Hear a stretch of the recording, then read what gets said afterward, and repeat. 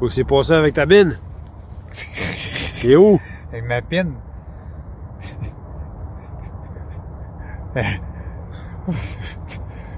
Je sais pas quoi te dire, c'est. Ah oui, mais où? Ma pine est dans mes culottes, câlisse, puis elle va bien, ma pine. Ouais, mais et puis après le gun?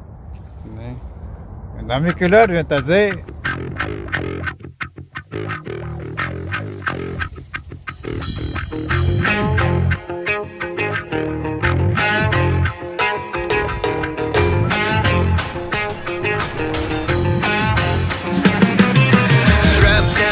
Like I'm caught in a maze, just a rat running round a cage. The last chance for the half irrational, systematically crash and brave. A smile might change the day. I reach out right through the haze. I tried hiding, but I can't deny the light that let me find my way. Face to face with the impossible, but now it's time to face the truth. The wheels are relative through the elements of every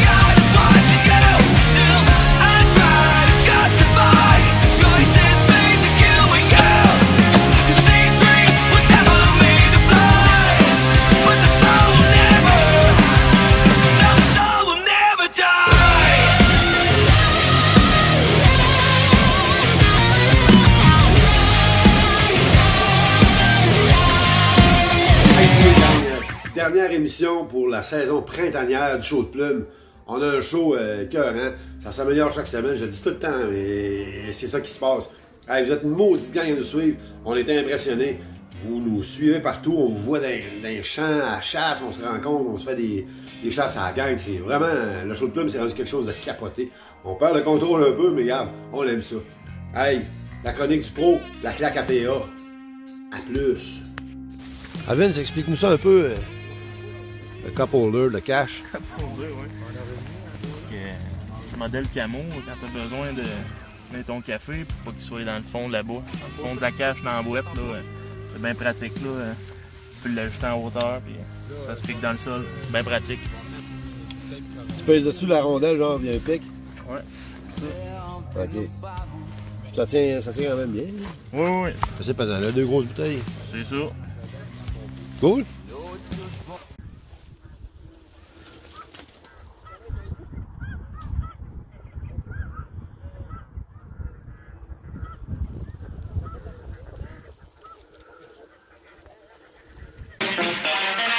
Plein air. Enquête. Bon air. Nuit de fête. Viens donc, chérie. Adieu, ma belle vie. À pont vers nous voici. Hey, Marc-Hervé, chronique du pro. Yes, sir. Ça va? Oui, toi. Yes. Hey, de quoi tu nous parles aujourd'hui? On va parler de 2 choses. Montage de setup. Puis comment grasser une cache pour la faire disparaître le plus possible dans l'environnement. On est chez vous, hein, en arrière des arpents verts, un lac. Ouais. Commence à avoir des oiseaux dedans. C'est là qui est là. Là, les visiteurs ne sont pas là pour l'instant. D'habitude, le soir, ils viennent nous faire une petite visite. Là. Yes. Ah ouais, on t'écoute, mon ami. Yes. Bon, on va commencer par la cache. Là, vous pouvez constater que les caches, quand on les achète d'emblée, ça, on parle des caches tombeaux, là, ils viennent avec un tissu camouflage. Ouais. Par contre, avec les années, on s'est rendu compte que le tissu camouflage ne fait pas nécessairement le travail. Oui, ça nous permet de nous dissimuler un peu, mais il faut vraiment prendre le temps de vraiment ce qu'on appelle grasser les caches. Ça veut Mettre dire de l'herbe. Vraiment mettre la végétation locale de où on va chasser pour la confondre dans le décor. Fait que comme ici, on a un secteur de foin jaune, on voudrait cacher la cache là. Et d'autres, qu'est-ce qu'on fait? On a déjà fait un pré pour vous le montrer là. Quand on l'a au départ, elle est comme ça. Fait que ce qu'on fait, on en met le plus possible dans les cendres qui sont déjà faites pour ça, pour faire disparaître le tissu. Parce que les oies là, surtout à l'oie blanche, sont vraiment méfiantes là-dessus. Il y a des sangles un peu partout. Il y a des sangles qui sont vraiment faites pour ça. Dans la majorité des caches tombeaux, les sangles sont déjà là toutes pour ça. Faut pas gêner d'en mettre. Ce modèle-là, c'est le modèle Power Hunter d'Avery. Il y a d'autres modèles. Est-ce qu'il y en a qui se recommandent plus que d'autres? Celui-là, je l'aime pour une raison. Elle est vraiment low profile. Fait que si on chasse dans des champs où la végétation n'est pas haute, moins on est haut, mieux c'est. Tu sais, déjà là que le capotin est déjà assez élevé. Fait que ça fait quand même une grosse bosse dans le chien qu'il faut essayer de camoufler dans l'environnement. Fait que ce qu'il faut faire dans ce temps-là, c'est exploiter la vision binoculaire. C'est qu'il faut se trouver un background dans notre champ. Puis on va la déplacer là-bas. Là. Si tu regardes la cache comme ça, là, tu vois la bosse. Ouais. Parce qu'en arrière, ça n'a rien. Pour enlever la vision, ce qu'on appelle pour camoufler la vision binoculaire, la vision 2D. Mais si on prend cette cache-là,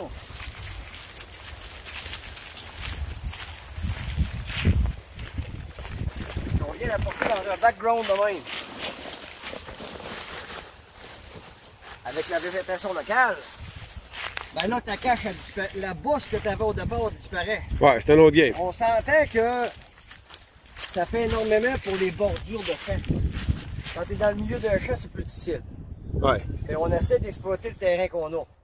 Fait que comme nous autres sites, ben après ça, on aurait exploité le bord de ce pétale d'arbre-là qui aurait été en périphérie d'un champ éventuel de chasse. Là. Fait que c'est vraiment ça. Puis, tu sais, la grasser comme ça, ben vous voyez le décor jaune, on se confond dans le décor à comparer de la toile existante. Fait que ça, c'est vraiment une des façons les plus faciles de se dissimuler pour pas que les oiseaux nous voient, parce que le camouflage, c'est pas compliqué, c'est 70% de la chasse. Ouais. Si les oiseaux ne te voient pas, c'est sûr et certain que ça va bien aller. Si les oiseaux te voient, fini. OK. Ça va avoir le plus beau setup du monde, ça rentrera pas. Cette semaine, donc, le plan, hein, le setup en bon français qu'on veut vous montrer, c'est un des plans favoris de mon ami Marc Hervé pour les chasses printanières de fin de saison, là, quand la blanche a tout vu, le fer à cheval, le cœur, le double breast, anyway, quand ils ont tout vu, on leur sort ce beau petit plan-là. Hein. Alors, c'est très, très étiré, on va le voir en détail tantôt, là. On voit hein, les caches là, qui font un bon trait d'union. On le voit en détail, donc on met des petites familles. Hein? 4, 6, 2, une seule, 4, 5. Mais on garde quand même une orientation générale vers la cache. On veut drainer les oiseaux dans une espèce d'entonnoir, constitué non pas d'une belle ligne, ils l'ont vu une fois puis deux, mais de plusieurs petites familles, pour les rendre jusqu'à la masse. Ce qu'on veut dans le fond, c'est que l'oiseau suive la ligne qu'on a préparée en fonction du vent, pour se rendre à la masse, au-dessus de laquelle on va les abattre. Donc on voit ce qu'on appelle la masse, c'est la concentration de la plante, où c'est un peu plus serré qu'aux autres endroits. La cache ressort beaucoup, mais vous voyez la composition de la forêt en arrière, il y a beaucoup de conifères, et quand on l'utilise, il ne voit absolument rien aller. Ils ne sont pas habitués de voir des amas de branches comme ça avec des chasseurs dedans. D'ailleurs, c'est un peu difficile là, de tirer avec ça si vous n'êtes pas habitué, mais on s'habitue très vite. Donc c'est des branches qu'on a pris dans la forêt en arrière, évidemment avec l'autorisation du cultivateur. Ça dégage d'ailleurs sa clôture, ça lui permet d'avoir accès à ses affaires. Vous pouvez aussi, dans la pointe de bois qu'on voyait tantôt, mettre des Power Hunters, en autant que vous avez l'arrière du corps, comme Marc l'a expliqué tantôt, là, dans la forêt. Donc si on vient plus en détail, une vue en plongée, on voit qu'il y a des aplats qui sont disposés quand il y a des petits flaques d'eau, on essaie de les mettre autour. Et ça, c'est le côté, disons, à droite par rapport à la cache, donc le côté nord de où on était situé. Il y a quelques outardes pour imiter le phénomène de suivi, mais ça fait encore une ligne, même si c'est pas une ligne, ça n'a pas l'air d'une ligne, ça reste une espèce d'entonnoir qui va nous aider à guider les oies jusqu'au-dessus de la masse où on va les abattre. Donc, ce plan-là, ce setup-là, appelez-le comme vous voulez, mais sous plan français, le plan nous a bien servi ce printemps. Et écoute, Marc a fait des chasses fantastiques avec ce setup-là. On vous laisse le regarder une dernière fois, survoler, si vous voulez prendre des notes, et puis essayer ça en fin de semaine. Bon visionnement!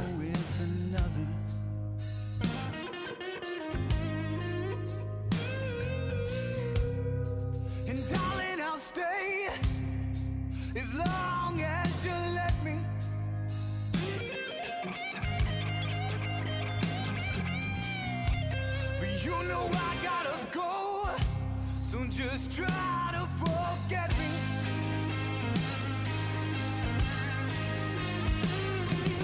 Why can't it just stay the same?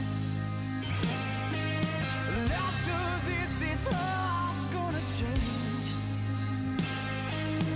Hurry now, darling, the morning's closing in fast.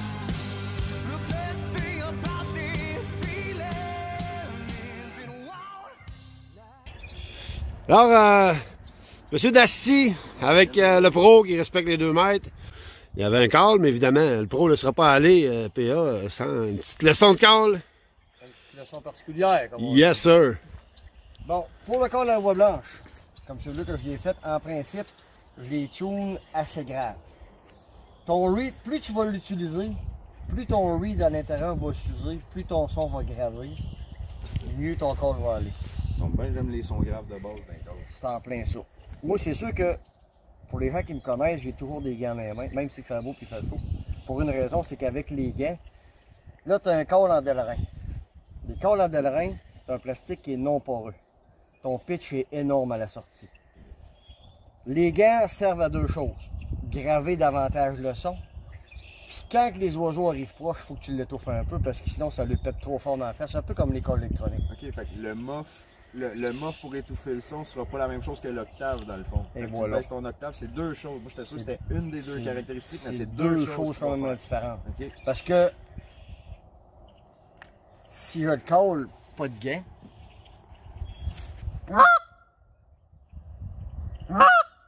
il y a un son assez clair, assez fort. Si je le call avec des gants, on vient de descendre de facile 4 à 5 octaves pour le même positionnement des mains. Mais ça, c'est juste pour la première partie du corps. Parce C'est que juste quand pour tu le rouvres, il sort aussi clair Il sort que aussi pas de clair. gants.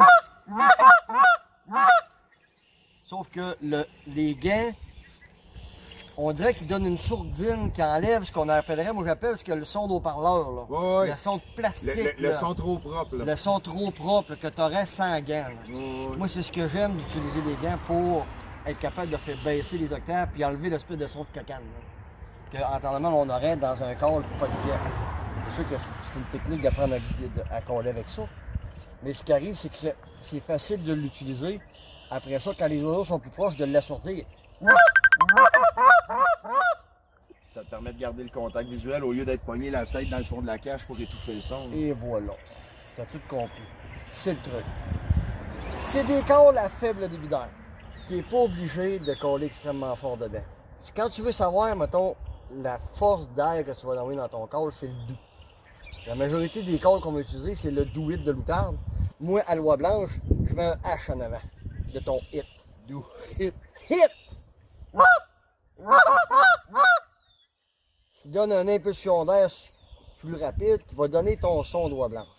C'est comme si tu le craquais avant de lâcher. Avant de le lâcher, voilà. Ok. Fait que tu peux faire de... Voilà.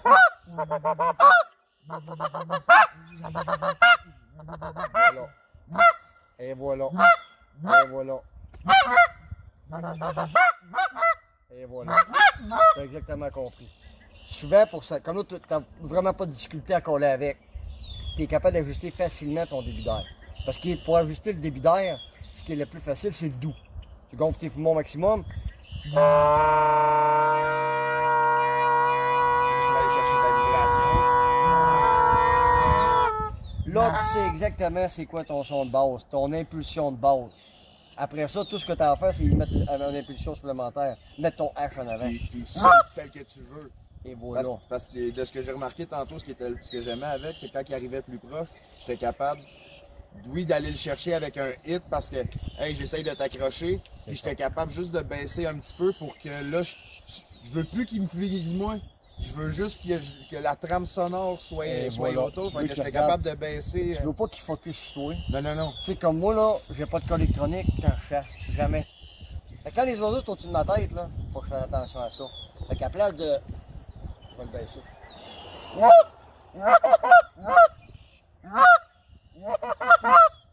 Pour pas qu'il focus où ce que je t'ai installé. Parce que souvent, on chasse avec des caches décalées, des caches en bordure, puis on veut pas que les oiseaux focus. Oui, ils suivent le son, puis ils suivent vraiment le son. Oui, oui. Fait que si tu les focus tôt, ils sont là, puis ils regardent dans la cache. Allô? Oh, et là, il Et est même à la limite, moi, ce qui m'est déjà arrivé, pas nécessairement à blanche, mais c'est que des fois, vu qu'on est offset, ben c'est que t'es attires offset, fait qu'après ça, ils n'ont plus d'intérêt au setup, ils l'ont passé. C'est ça. Il faut toujours faire attention. Fait que souvent, quand ils sont au-dessus de ma tête, j'arrête. Je les laisse avancer un peu, puis je recommence, mais en sourdine. Ils sont là, oups, ils regardent. On a des appels assez proches. Ils regardent les premiers, ok, c'est les premiers qui viennent de crier. Parce qu'ils viennent de dépasser les premiers, puis les premiers nous disent hey, reviens d'abord, t'es passé droit. OK. On voit ça. Moi, c'est comme ça que je vais les chercher. Puis là, les gars disent hey, ça vient de barrer les ailes. Oui, ils viennent de les faire barrer les ailes parce qu'il était dépassé. Là, tu les ramènes. Là, tu vois, quand les ailes sont barrées, puis elle fait ça, là tu sais qu'il est dans la misère. On avait vu à un moment donné une formation où est-ce qu'il nous avait montré. Puis c'est la première fois qu'on le remarquait parce que généralement, sans le vouloir, naturellement, on va placer les colleurs ensemble pour plus se jaser. Puis dans la formation, ils nous avaient montré, mets deux bouts, puis on va pouvoir pour vous aider à les enligner. Mais en étant un colleur généralement seul à coller, moi, naturellement, c'est avec les angles que je venais le faire. Mais là, on l'a essayé pour le fun avec un de mes chums. Première réaction, on s'est regardés tous les deux. OK.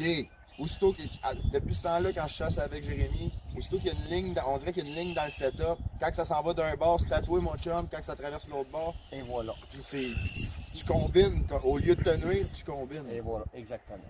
OK. Un gros merci, Colin. Il n'est pas plus difficile que ça à utiliser. Oubliez pas le purel là, sur vos gants. Ah, crée pas. On va me saucer dans l'isole. Merci. Non, c'est trippant, c'est une belle chasse. Même dans la marde, ça te dérange Une belle pas. chasse, même dans la merde, je m'en calisse.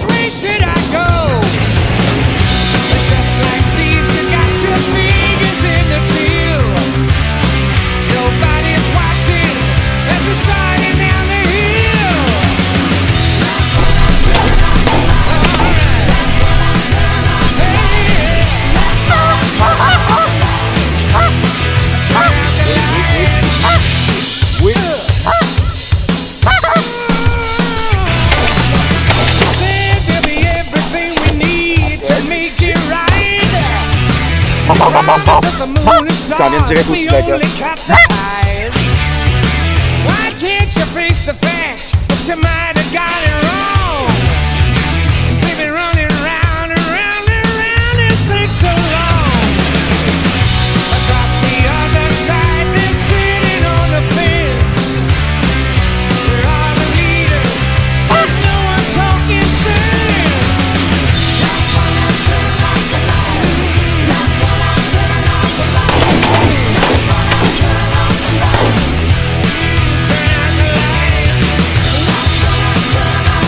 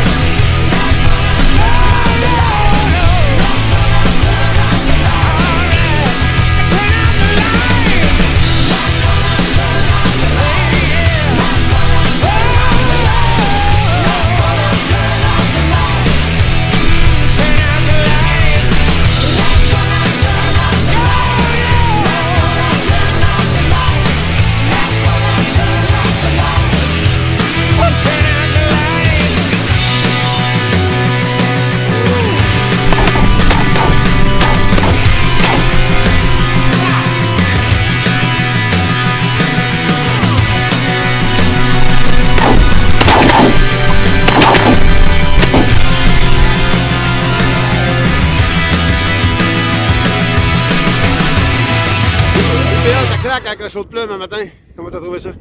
Le show était là, le restant c'était à nous autres de tirer comme il faut. Mais l'important c'est qu'on a eu du fun, on s'est amusé, beau paysage, des oiseaux. Quoi demander de mieux pour un gars que sa saison était finie depuis 2 semaines? Pas grand chose. Cool! Thank you, boy! Merci à toi!